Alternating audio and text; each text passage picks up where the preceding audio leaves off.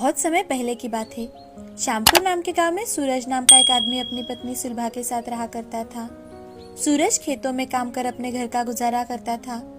सुलभा भी उसे खेतों में मदद कर दिया करती थी। सुलभा और सूरज का एक बेटा था जिसका नाम था रमेश। रमेश बड़ा ही चंचल स्वभाव का बच्चा था। उसे खेल कूदना बड़ा ही पसंद था। हर साल की तरह इस साल भी सूरज ने पहली बारिश होते ही बीज बोना शुरू कर दिया था। बीज बोने के बाद कुछ दिनों तक बारिश आई ही नहीं और ना ही आने के नामो निशान दिख रहे थे। ये देख सूरज सुलभा से, सुलभा, हमने खेतों में बीज तो बो दिए हैं, लेकिन बारिश नहीं आई तो क्या होगा? बारिश का हम कैसे बता सकते हैं? मेहनत करना हमारा काम है, बाकी ऊपर वाले के हाथों में है। हाँ, तुम सही कह रही हो। अजी, वो मैं क्या सोच रही थी कि हमारे खेतों में तो ये पुराना वाला कुआं है ना, अगर हम उसकी कुछ मरम्मत करें और थोड़ी बहुत खुदाई भी करें तो उसमें पानी जरूर निकल आएगा और उस पानी की सहायता से हम अपनी खेती कर सकेंगे। सुलभा, विचार तो तुम्हारा बहुत अच्छा है, लेकिन कुएं की मरम्मत करने के लिए हमें बहुत सारे पैसे लगेंगे और हमारे पास फिलहाल ज्यादा पैसे नहीं है। आप सही कह रहे हैं, लेकिन एक बार कोशिश करने में हर्ज ही क्या है? सुलभा, उस पुराने कुएं में पानी है भी या नहीं हमें कुछ नहीं पता। अगर हम ऐसे ही उसकी मरम्मत कर ले और उसकी खुदाई कर ले तो हमारे सारे पैसे बर्बाद हो जाएंगे। मैं क्या सोच रही हूँ, जब तक बारिश नहीं होती तब तक तो हमारे पास बहुत ज्यादा समय है, क्योंकि हमारे पास कोई काम भी नहीं है। तो क्यों ना हम दोनों मिलकर ही उस कुएं का काम कर लेते हैं। जितना हो सके उतना ही करेंगे। ठीक है, तुम कह रही हो तो कल से हम काम करना शुरू कर देते हैं। ऐसा कह दोनों घर लौट जाते हैं।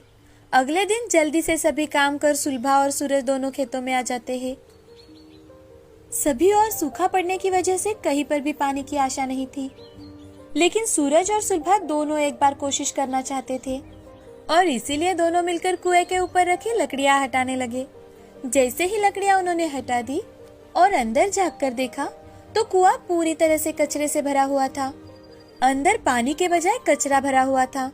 तो ये देख सूरज सुलभा से, मैंने कहा था ना तुमसे कि इस कुएं में पानी है भी या नहीं हमें कुछ नहीं पता।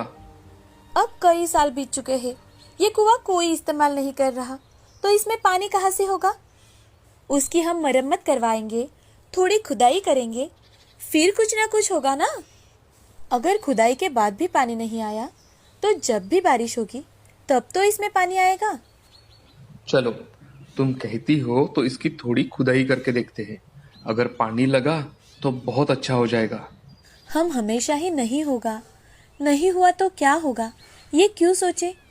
सूरज अब रस्सी की सहायता से कुएं के अंदर उतरता है और कुएं में पड़ा कूड़ा कचरा साफ करने लगता है। कूड़ा कचरा साफ करते करते उसे 2-3 दिन लग जाते हैं और फिर बाद में वो वहाँ पर खुदाई शुरू कर देता है। खुदाई करते करते उसे शाम हो गई थी। सुलभा भी सूरज के इस काम में सहायता कर रही थी। वो कुएं की मिट्टी रस्सी की सहायता से ऊपर खींच रही थी। उन्हें कुआं साफ करते करते 5-6 दिन गुजर गए थे, लेकिन फिर भी पानी की एक बूंद भी नजर नहीं आ रही थी। अब शाम के समय थके हारे दोनों घर वापस लौट आते हैं। घर आकर सूरज रमेश से, बेटा, आज तुमने दिन भर क्या किया? पढ़ाई की या नहीं? नहीं बाबा, आज तो दिन भर मैं खेलता ही रहा। रमेश पढ़ाई करने के लिए बैठ जाता है कि तभी सुलभा सूरज से, आज तो मैं बहुत ज्यादा थक गई हूँ, चलिए खाना बन गया है, जल्दी से खाना खाकर सो जाते हैं। हाँ, चलो। सभी खाना खाकर सो जाते हैं। अगले दिन सुबह दोनों खेतों में नई उम्मीद के साथ जाते हैं। खेत में जाकर वो फिर से कुएं का काम करने लग जाते हैं और थोड़ी देर खुदाई का काम होते ही सूरज सुलभा को आवाज लगाते हुए, अरे सुलभा, ये मिट्टी ऐसे चमक क्यों रही है? तुम ऊपर से देखो, तुम्हें दिखाई दे रहा है क्या? नहीं तो, मुझे यहाँ से कुछ भी नहीं दिखाई दे रहा। रुको, मैं तुम्हें दिखाता हूँ। ऐसा कह सूरज थोड़ी सी मिट्टी सुलभा को बाल्टी में डालकर ऊपर खींचने के लिए कहता है और सुलभा बाल्टी ऊपर खींच लेती है। वो मिट्टी देख सुलभा, सूरज जी, आपने बिल्कुल सही कहा, इस मिट्टी में तो कुछ चमकता हुआ नजर आ रहा है। क्या हो सकता है ये? मुझे नहीं पता, मगर चमक को देखकर जैसे सोना लग रहा है। सोना? पहले हमें इसकी जांच करनी होगी, तभी हमें पता चलेगा। सूरज जी, सबसे पहले तो आप बाहर आ जाइए और इस मिट्टी को सोनार के पास दिखा कर लाइए। हाँ, अभी आया। सूरज जल्दी से कुएं से बाहर आ जाता है। अपने कपड़े बदलकर सोनार की दुकान पर चला जाता है। जब सूरज सोनार को अपने पास की मिट्टी में स्थित सोना दिखाता है तो सोनार की आंखें चमक उठती है और सोनार सब कुछ समझ जाता है कि वो सोना उसे जमीन से मिला है।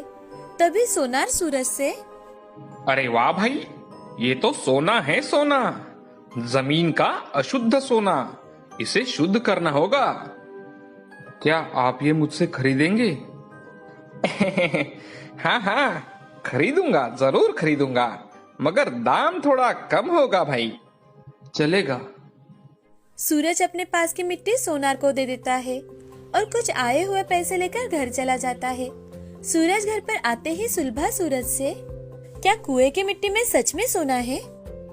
हाँ सुलभा, सच में वो सोना है, मगर सोनार कह रहा था कि वो अशुद्ध सोना है, उसे शुद्ध करना होगा। शायद हमारे पुरखों ने इसीलिए इस कुएं को बंद करके रखा था। सुलभा तो इस बात से बहुत ज्यादा खुश थी कि उसके खेत के कुएं में सोना मिल रहा है। अब सूरज दिन भर मेहनत करके कुएं की मिट्टी निकाल रहा था और फिर सोनार के पास ले जाकर उसे बेचा करता था। ये बहुत से लोग देख रहे थे, लेकिन किसी को ये बात समझ में ना आए कि सूरज कहाँ से वो मिट्टी लेकर आ रहा है। इसकी वो पूरी तरह से खबरदारी ले रहा था। एक दिन सूरज सुलभा से, सुलभा, आज हमारे सोना देने वाले कुएं की वजह से हमारी परिस्थिति में कितना सुधार आ गया है। हमें इसमें से कुछ पैसे गरीबों में भी बांटने चाहिए। आपका विचार तो बहुत अच्छा है, हम ऐसा ही करेंगे। कुछ ही दिनों में सूरज बड़ा अमीर आदमी बन गया था। साथ ही साथ सुलभा ने भी अपने लिए कुछ गहने बनवा लिए थे। घर की कुछ जरूरत की चीजें भी उसने खरीद ली थी। उन दोनों ने गरीबों में अन्नदान किया, जरूरतमंदों को पैसे दिए। इस तरह से सूरज और सुलभा का परिवार सोना देने वाले कुएं की वजह से सुखी और समृद्ध हो गए थे। लेकिन फिर भी उन्होंने खेती करना बंद नहीं किया था। उन्होंने अपने पैर जमीन पर ही